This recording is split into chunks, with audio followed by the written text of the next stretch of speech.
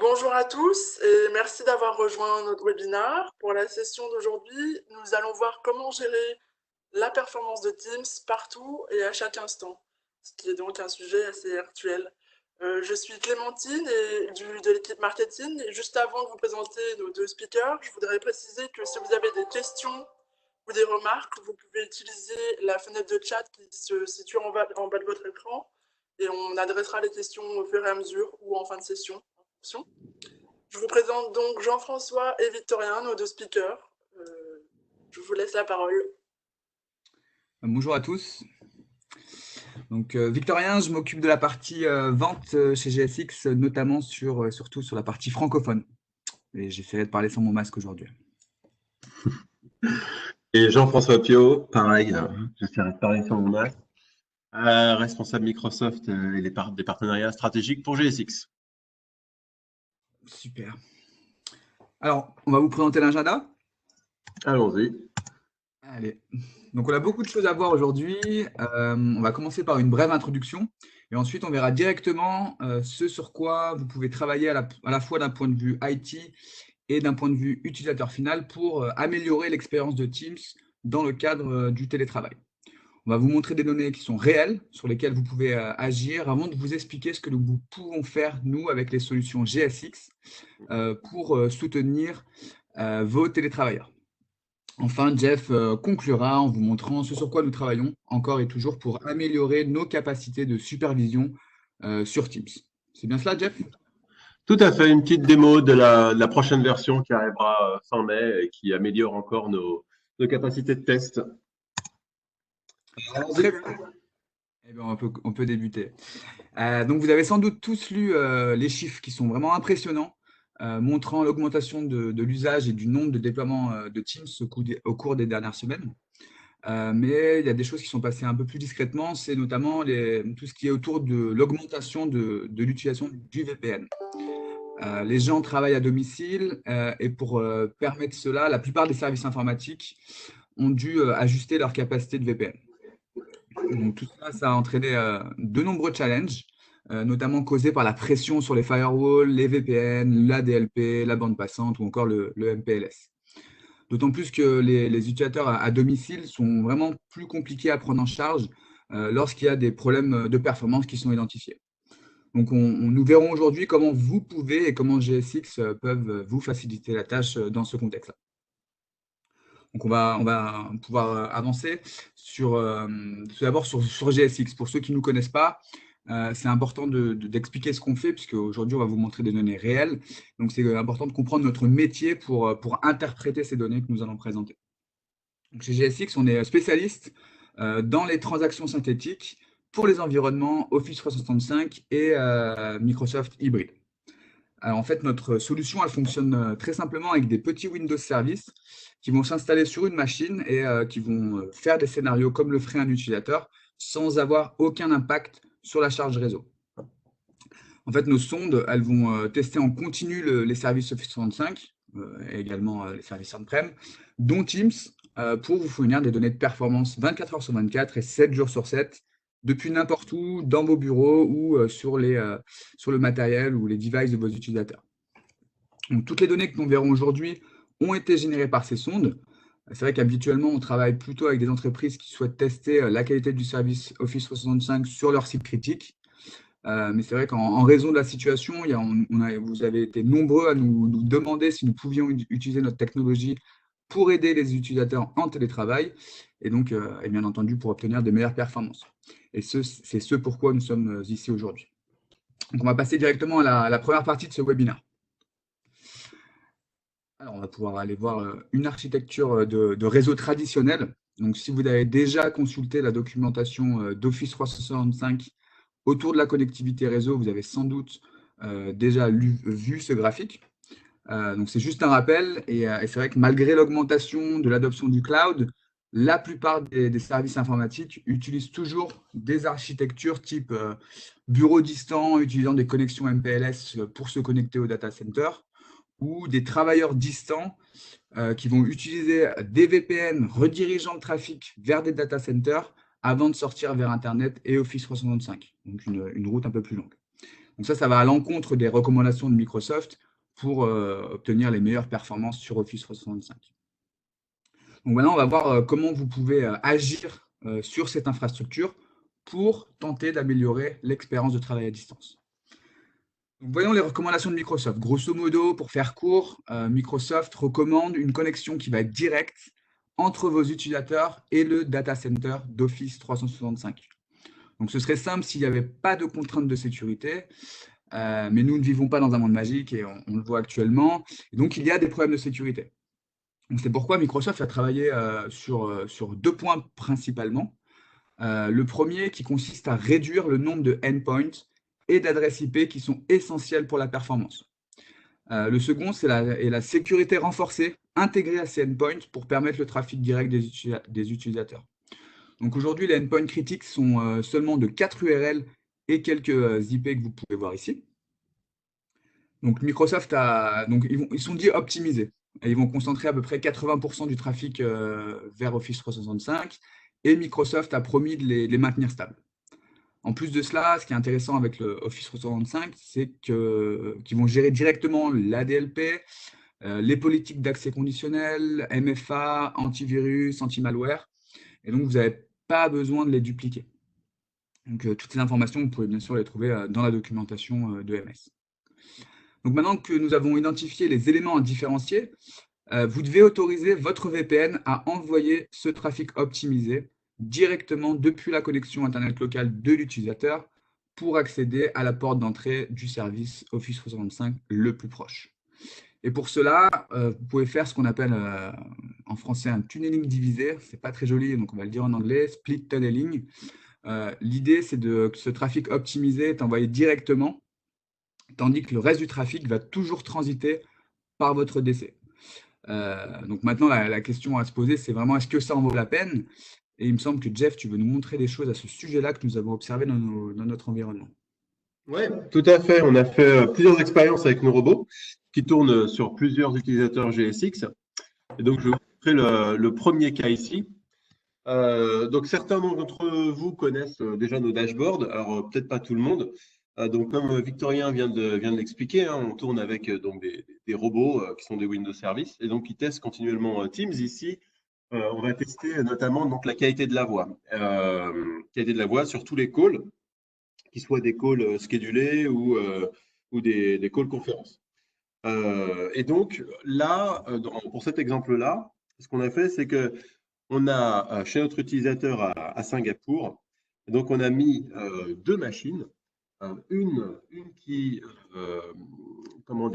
fait le test en ayant en split tunneling et l'autre justement qui passe pas directement par la connexion vers la front door la plus proche. Alors en gros, qu'est-ce que c'est? Donc on a ces deux-là, Singapour et Singapour VPN.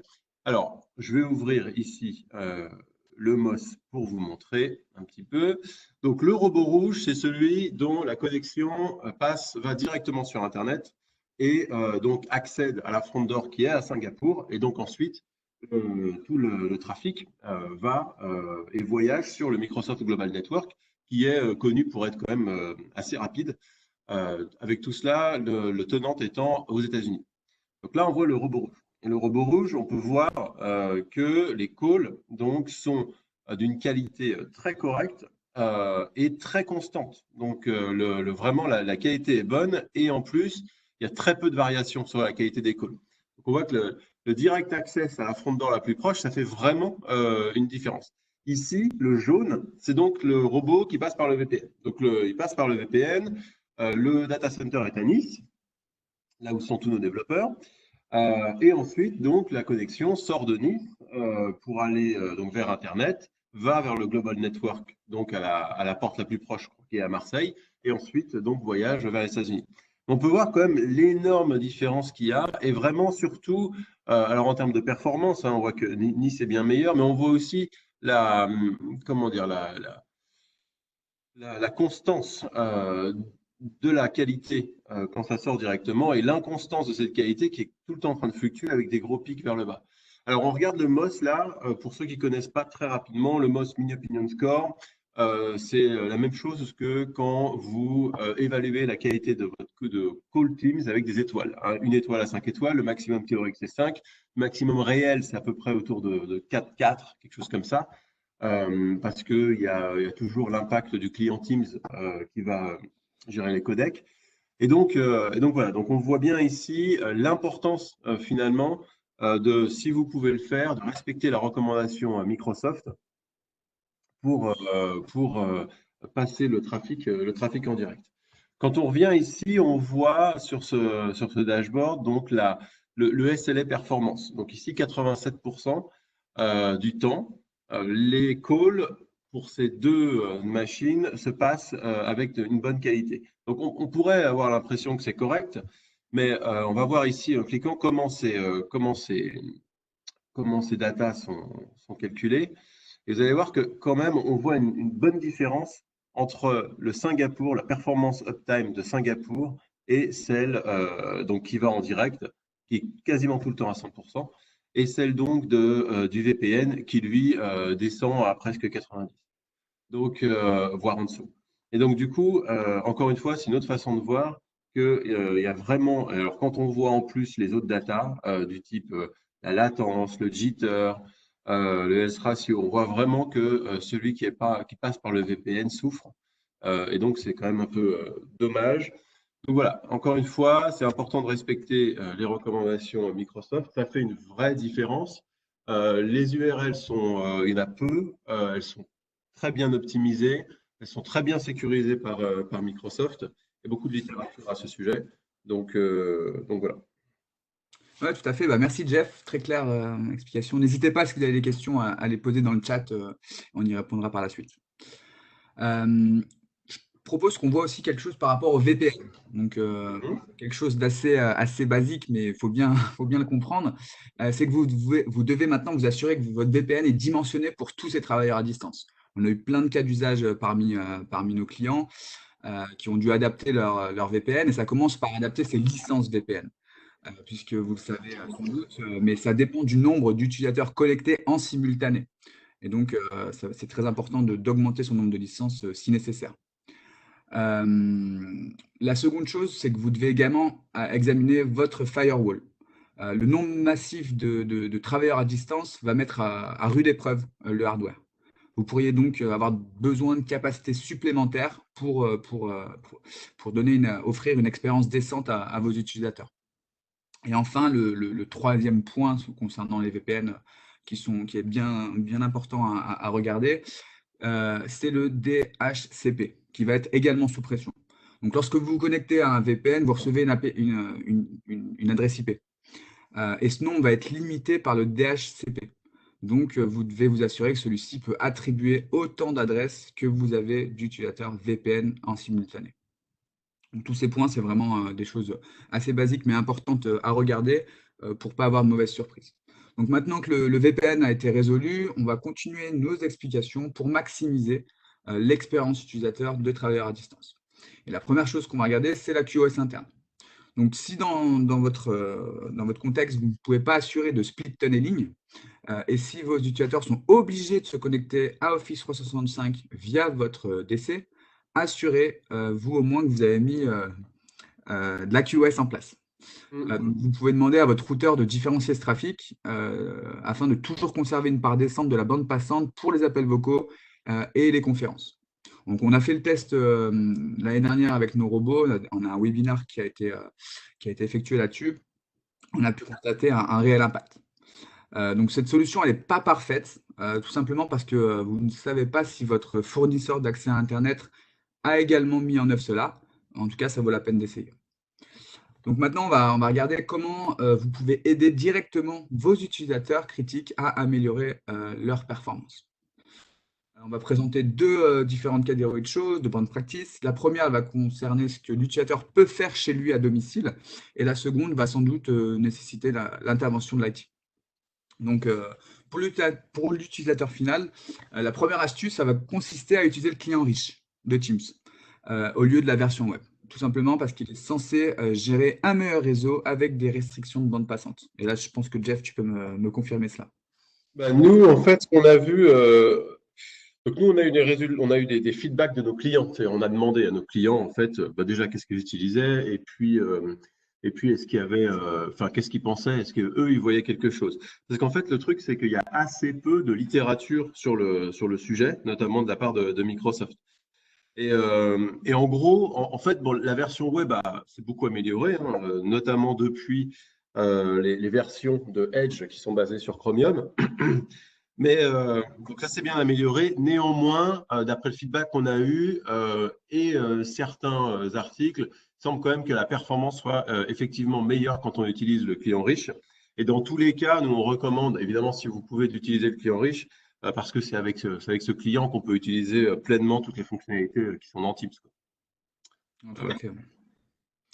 Très bien, merci Jeff. Donc, la seconde astuce, c'est bien entendu d'utiliser une connexion LAN au lieu du Wi-Fi.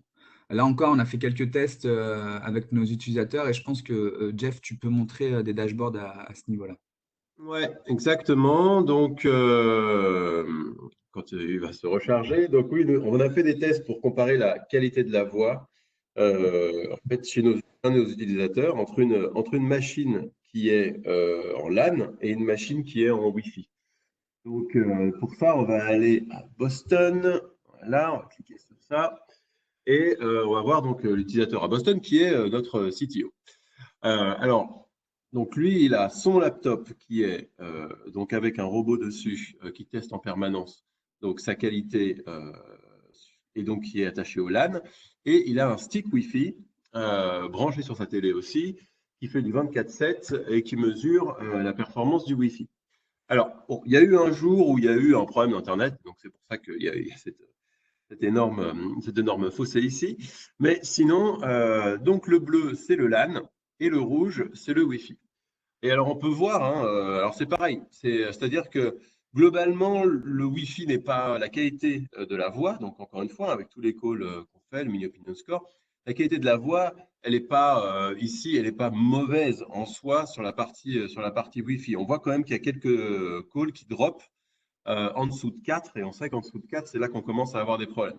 Donc, il y a eu deux petits problèmes aussi au niveau LAN, bon, mais quand on compare avec, on va dire, l'inconsistance de la qualité sur le Wi-Fi, on voit quand même qu'il y a un gros avantage à utiliser le LAN plutôt que le Wi-Fi, et ça de façon persistante. Donc, ça, c'est quand même quelque chose qui est important. On peut le voir aussi, d'ailleurs, évidemment, ça sera encore plus vrai si on regarde les statistiques de bande passante. Alors là, forcément, bah oui, la bande passante sur LAN, elle est toujours meilleure que la bande passante sur le Wi-Fi. Et donc ça impacte directement la qualité des calls, c'est évident. Mais ça va être vrai aussi pour du jitter, dont on sait que plus vous avez un jitter important, plus donc ce buffer est important et plus vous allez avoir des voix robotiques, vous allez avoir des calls qui drop, ce genre de choses-là. Donc là, on voit toujours le problème d'Internet qu'il y a eu sur ce jour-là. Et sinon, encore une fois, tout le temps, le jitter ici donc, est moins fort. Donc, s'il est moins fort, c'est que, encore une fois, il impacte moins la qualité du call. Et donc, vraiment, à tous les niveaux, encore une fois, le LAN, et ici vraiment avec des conditions tout à fait normales, hein, un laptop chez soi et un stick Wi-Fi, on veut vraiment comparer et avoir des vraies statistiques pour prendre des décisions. Voilà. Tout à fait. Super, merci Jeff. Ensuite, si vous devez utiliser le Wi-Fi, une petite astuce, c'est de regarder la fréquence que vous utilisez. Le 5 GHz est généralement plus rapide, mais la portée du Wi-Fi est plus courte. Donc, dans certaines pièces, privilégiez le 2,4 GHz. Pour identifier la meilleure fréquence à adopter, faites un speed test tout simplement. Donc, dans certains endroits, même avec du 2,4 GHz, à cause de l'épaisseur des murs, votre connexion peut devenir rapidement mauvaise. Dans ce cas, nous, ce qu'on vous recommande, c'est d'utiliser un Wi-Fi mesh, comme Google ou Amazon le propose, qui va répéter le signal dans d'autres pièces. Je pense que Jeff, tu peux nous dire si on avait trouvé un problème de Wi-Fi chez certains de nos utilisateurs critiques aussi. Ouais. Ouais. Donc, c'est pareil, on avait fait le test parce qu'on voulait voir vraiment s'il y avait un impact entre un 2.4 et un 5 sur Teams, sur la qualité des calls quand on est chez soi. Et donc, c'est pareil. Donc, on a mis là chez Chris, donc à Buffalo, on a mis deux machines et les deux sont en Wi-Fi, hein, mais une sur un réseau 2.4 et l'autre sur un réseau 5. Donc, comme tu disais, hein, le 2.4, il est mieux parce qu'il traverse mieux les murs. Par contre, on verra plus tard que le 2.4, il a plus de problèmes comment dire, de channel. Et donc, du coup, ça peut parfois être un problème. Ouais. Par contre, il y a quand même des cas où, bon là, ce ne sera pas le cas aujourd'hui, mais il y a des cas quand même où, en fonction de là où vous êtes chez vous, le 2.4 est meilleur que le 5G. Alors ici, chez Chris, pareil, hein, donc les tests avec nos robots. Alors si on regarde du coup la qualité de la voix, on peut voir que c'est à peu près pareil. Le 5G, alors c'est pas complètement stable tout le temps, hein, il y a des pics vers le bas, mais globalement, le 5G apporte une meilleure constance dans l'expérience utilisateur et a beaucoup moins de drop que le 2,4G. Donc là, on voit bien encore que ça impacte vraiment. C'est-à-dire que passer d'un 2.4 à un 5, c'est changer une expérience qui est correcte à une expérience qui devient bonne, où donc on a beaucoup moins de problèmes donc ça améliore un peu tout ça. On peut le voir aussi notamment hein, sur la partie, tout ce qui est, encore une fois, les statistiques réseau de latence qui vont nous montrer que la latence est bien plus importante sur le Wi-Fi 2.4 que sur le Wi-Fi 5G. Donc tout ça corrobore l'idée que effectivement, si on peut, il faut se mettre en 5G. Par contre, ce n'est pas forcément synonyme de garantie. Le mieux, c'est soit d'avoir des robots comme avec GSX, soit de pouvoir, comme Victorien l'a dit juste avant, au moins faire un speed test pour comprendre, en fonction de la situation où on est, quel est le meilleur Wi-Fi à avoir. Voilà. Très bien, merci. Alors, enfin, une petite option également si le LAN n'est pas une option et que si votre Wi-Fi est mauvais, n'oubliez pas de tester tout simplement votre hotspot mobile 4G, solution MacGyver, mais ça a déjà sauvé la vie de plusieurs personnes.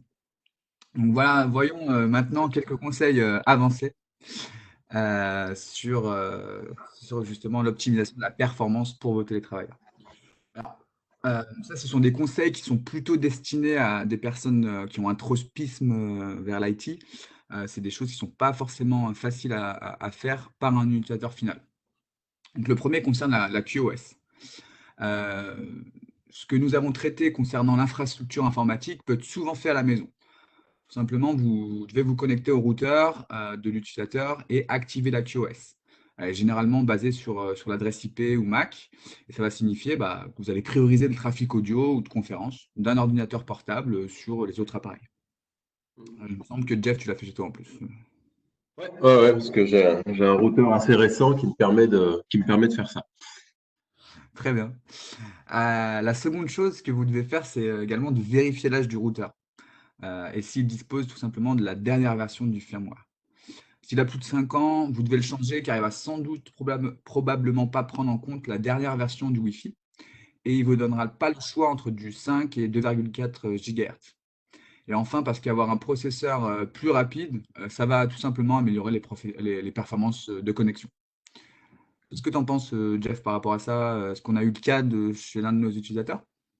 Et oui, on a eu le cas chez l'un de nos utilisateurs, on a eu le cas chez notre CEO à Genève, donc qui effectivement avait alors il avait des problèmes encore pareil de constance dans la qualité de la voix. Et donc on va voir ici, donc j'ai mis les statistiques pour Genève. Donc à Genève, il y a deux personnes, il y a Antoine et il y a moi. Donc c'est là où on voyait que je vais ouvrir un peu le MOS. Moi, on m'a fait démarrer un peu après. Et là, c'est vrai que, alors, bon, chez moi, j'ai eu quelques petits pics vers le bas. Néanmoins, globalement, ça va à peu près bien. On peut voir, hein, mes calls sont toujours à peu près à 4.4. Néanmoins, donc, chez notre CEO, Antoine, il y a eu, lui, on voit très bien qu'il y avait vraiment des problèmes de constance. C'est-à-dire qu'il pouvait avoir un call qui se passait très bien et le call d'après très mauvais, et le call très bien et très mauvais, etc. Donc, on a regardé. Donc, vu qu'il s'est plaint, justement, on a mis le robot. On a regardé un petit peu les statistiques. On a vu un petit peu aussi au niveau de la bande passante que c'était quand même un peu une catastrophe. Pareil, les mêmes symptômes, hein, bien, pas bien, bien, pas bien, bien, pas bien. Bon, la mienne est un peu meilleure quand même la plupart du temps. Et donc, au niveau des calls, le RTT, enfin, tout suivait le, le même format de données. Et donc, du coup, après avoir troubleshooté tout ça, on a regardé son routeur. Et effectivement, son routeur commençait à être un peu vieillot. Il avait à peu près 4 ans. Donc là, on s'est dit, bon, euh, en gros, quand tout est comme ça, on a regardé tout le réseau, tout a l'air bien, mais qu'il y a des statistiques de cette façon-là, bon, on peut soupçonner le routeur. Et donc, on lui a envoyé un nouveau routeur pour qu'il puisse se connecter. Et là, on a vu tout de suite, en fait, c'est assez marrant, on a vu tout de suite, ben, finalement, la situation s'améliorer. Et donc, ce qui a permis donc ça c'est moi, et ce qui a permis de lui redonner finalement la capacité de faire les calls dans de bonnes conditions. Voilà, voilà. Très bien. Tout ça encore, c'est encore une fois, hein, toutes ces choses sont basées sur des données réelles. On a vraiment fait les tests de notre côté sur des environnements réels. Les robots, ils sont sur nos laptops, comme Voilà. ça. Alors, deux derniers points un peu plus techniques. Le premier va concerner le chevauchement des canaux Wi-Fi. Alors, ça se produit souvent avec un ancien routeur et notamment sur du 2,4 GHz. Fondamentalement, votre Wi-Fi utilise un canal pour transporter les paquets, mais ce canal va pouvoir être déjà utilisé par votre voisin ou par un autre appareil connecté et dont les micro-ondes.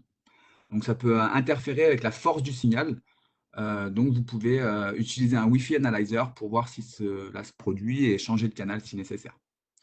Enfin, quelque chose également important à regarder, c'est de vérifier votre DNS, le DNS de l'utilisateur. Alors, certains DNS des FAI sont moins robustes que les DNS publics comme Google. Et donc, il faut regarder ça. Et je pense que Jeff, tu as une reco là-dessus. Oui, alors le DNS, il faut faire un peu attention. Parce que, alors, normalement, le DNS, il n'impacte pas Teams, hein, parce que bon, ça utilise Unicast. Par contre, ça va impacter Exchange. Donc, la résolution DNS va directement avoir un impact sur là où va se faire la connexion, à quelle porte d'entrée au réseau Microsoft on va se connecter. Donc, on peut checker la résolution DNS sur PowerShell, ou alors, ce qu'on vous conseille, c'est le Microsoft Connectivity Tool, qui vous permet vraiment de voir où la connexion DNS se fait, et donc de pouvoir troubleshooter si jamais il y a un problème. Donc voilà, le DNS, ça peut impacter, alors, normalement pas trop Teams, mais les autres services Office 365. Donc ça peut être intéressant de regarder cet aspect-là. Ok. Super, merci Jeff. On va finir ce webinaire avec une dernière partie, un peu plus sur la façon dont GSX peut vous aider à soutenir vos utilisateurs distants. Donc voilà. Donc, tu peux avancer. Donc, nous avons vu que pouvoir analyser ce qui se passe chez vos utilisateurs, vous avez besoin de données. Ça, c'est très important d'avoir des données factuelles. Et pour cela, vous devez en collecter suffisamment afin d'établir une baseline. Cette baseline va vous permettre de comparer ce qu'on entend par un service normal et un service problématique. Est-ce que c'est lent par rapport à avant ou non? Comparer des options de connexion réseau et bien entendu identifier les causes de dégradation des services pour pouvoir ensuite troubleshooter. Et un dernier point qui est extrêmement important dans le suivi des améliorations de performance, c'est de les mesurer. Donc, j'ai introduit un changement. Est-ce que la qualité de service a été améliorée? Au final, c'est un peu la même chose que de surveiller les services dans vos différents sites critiques. Alors, pour faire cela, on va vous conseiller d'installer un utilisateur robot sur l'ordinateur du VIP ou de la personne que vous voulez aider, ou tout simplement sur une clé Wi-Fi connectée à son téléviseur. Ça marche très bien. En fait, ça va vous permettre de tester en continu le service, qu'il soit utilisé ou non. Et grâce à cela, vous disposez de stats qui vont être 24 heures sur 24, 7 jours sur 7, sur la qualité de service, sur le lieu de l'utilisateur. Très important. Alors, pour les robots sur un ordi portable, on va vous recommander de demander à l'utilisateur de le laisser allumer le plus longtemps possible pour avoir une étendue de données qui va être intéressante. Avec cela en place, vous avez désormais toutes les données dont vous avez besoin pour analyser, apporter des modifications et bien entendu voir les résultats sur la QoS, sur la qualité de service. Je pense que là, ce serait intéressant, Jeff, que tu nous montres un tableau de bord un peu plus complet sur ce que GSX peut fournir. Oui, tout à fait. Donc, je vais le faire. Bon, je vais reprendre celui-là, top level. Euh, et donc, en fait, bah, effectivement, nous, ce qu'on fait, c'est que on fait pas que du Teams, hein, comme on a vu aujourd'hui.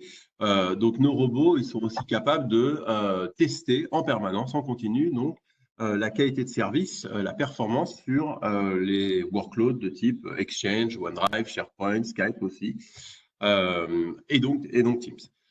Et donc là, on voit, par exemple, encore une fois, la performance. Ça permet d'avoir, ce dashboard-là permet d'avoir une vue vraiment au niveau de quelle est la qualité de service qui est vraiment expérimentée par mes users au global. Donc 84% ici, ce qui veut dire 84% du temps, en gros, il n'y a pas de problème.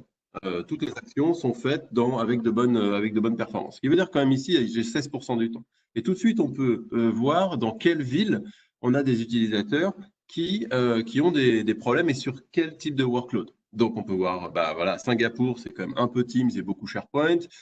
Globalement, c'est beaucoup SharePoint chez nous. Mais donc, ça permet vraiment de voir ça. Et puis ensuite, bah, globalement, on va aller dans les différents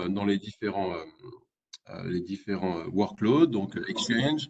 Voilà, on va pouvoir voir les différentes actions que le robot y fait. Donc, en continu, il ouvre des mailbox, il crée des meetings, il fait des searches, des FreeBSD, etc. Et il check aussi donc les éléments réseau les plus importants pour pouvoir donner des indications quand il y a des problèmes. Donc, on a vu Exchange, OneDrive, ce sera pareil. Ensuite, faut que je mette plus de jours ici. Ensuite, on a d'autres dashboards qui permettent d'analyser un peu plus finement les statistiques encore une fois, de pouvoir analyser les erreurs, comprendre où on en est, ville par ville, ou même, dans ce cas-là, user par user, là où on a voulu installer des robots. Voilà, voilà. Je pense que Super, ouais. un bon Le résumé. données dashboard, il est intéressant pour faire un audit sur les différents workloads d'un utilisateur, par exemple. En tout cas, merci Jeff. Il y a une question qu'on nous pose souvent, c'est de savoir comment GSX va être différent de ce qu'on appelle le RUM, le Real User Monitoring, ou les dashboards CQD de Microsoft. Donc, on va y répondre rapidement. Alors, vous l'avez compris, chez GSX, on fait des transactions synthétiques qui vont nous permettre d'avoir un statut du service, même lorsqu'il n'est pas directement consommé par l'utilisateur. Alors, grâce à cela, vous disposez de stats qui vont être 24 heures sur 24, qui vont vous permettre de comparer différentes options et, bien entendu, de dépanner. On est un outil de monitoring. Le tableau de bord de la qualité des services de Microsoft, il est très bon, mais pour analyser un appel qui va être spécifique, passer entre un utilisateur et un autre, et il va déterminer quel utilisateur a un problème.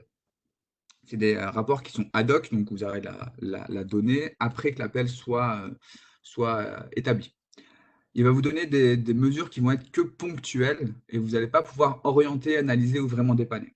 C'est un peu la limite de ces dashboards.